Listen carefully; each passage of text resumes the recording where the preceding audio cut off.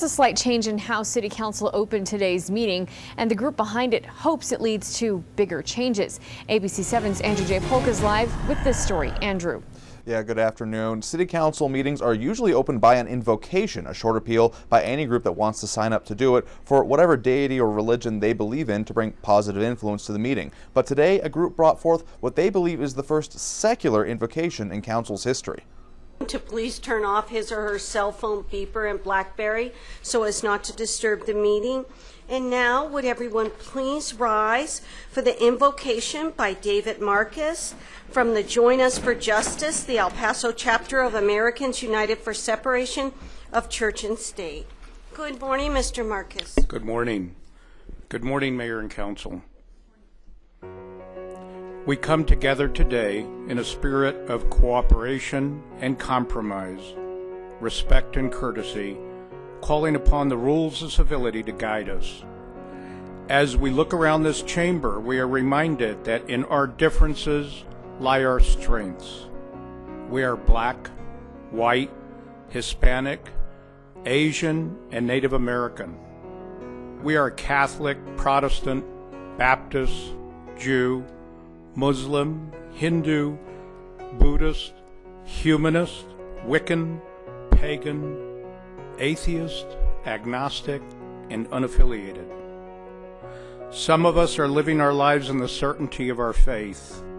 Others of us are still looking for answers or have found them in our common human struggles. We are straight, gay, lesbian, bisexual, and transgender, with and without disabilities, young and old, and everything in between. We don't all think the same way. Many of us hold very differing views on topics that are important to us. Our political views range from liberal to conservative, and some of us are a bit of both. But we all agree and know that personal beliefs, regardless of how strongly we hold them, are ours alone. Yet, as we gather here together, we are linked by our common heritage, our shared humanity, and our mutual desire to do what is best for the citizens of El Paso. Our city has a long history of saying no to hate and bigotry. And as we move forward, we remember the difficult decisions of our former leaders. Let us continue to build on that legacy. Thank you. So recently, the state of Indiana passed a bill that would allow for discrimination against members of the LGBT community. It actually would allow for discrimination against almost anyone as long as you had religious grounds for that discrimination. So, of course, there's a lot of people who are upset by this. It is in the Bible, it's in the Quran, it's in a lot of religious texts.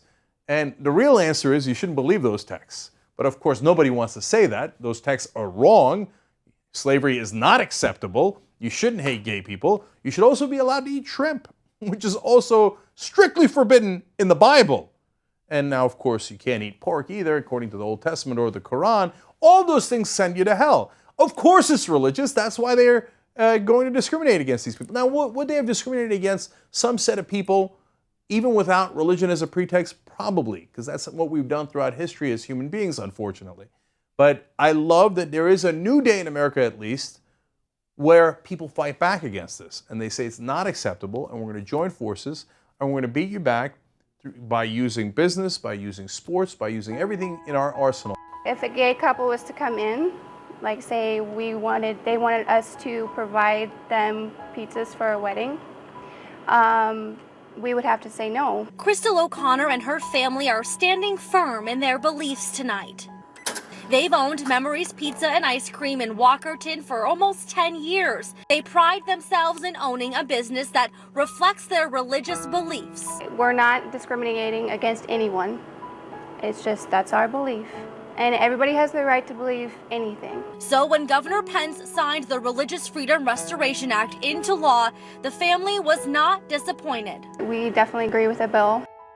And now the O'Connor family tells me that if a gay couple or a couple belonging to another religion stepped into their restaurant to eat, they would never deny them service. They only say they would just not cater their wedding. Reporting live in Walkerton tonight, Alyssa Marino, ABC 57 News.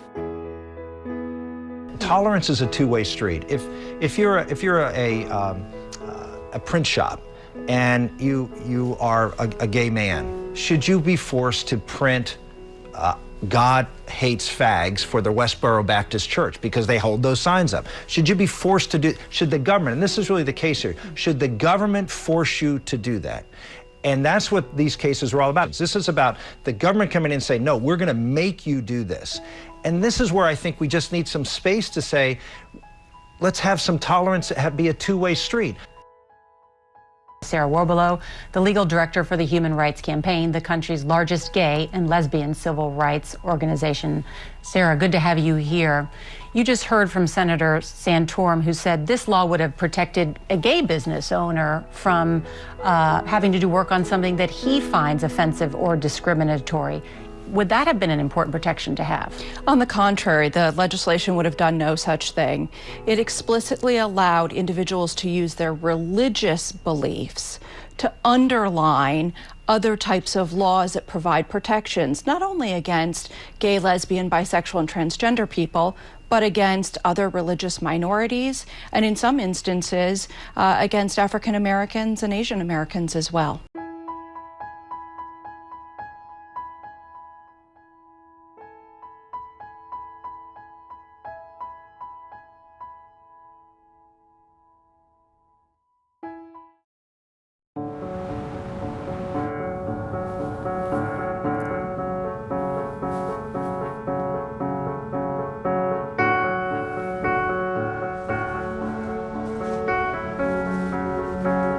Come from different places.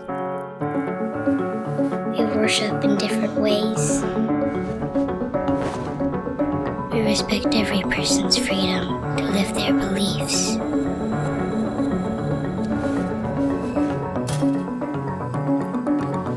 digas errores, no digas mentiras. Bueno, solamente uno, Dios. We are people of faith. We love what is good in the world.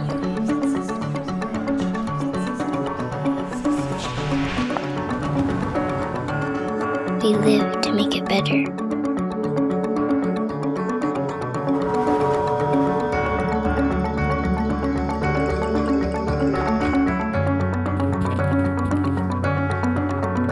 We follow what we feel in our hearts.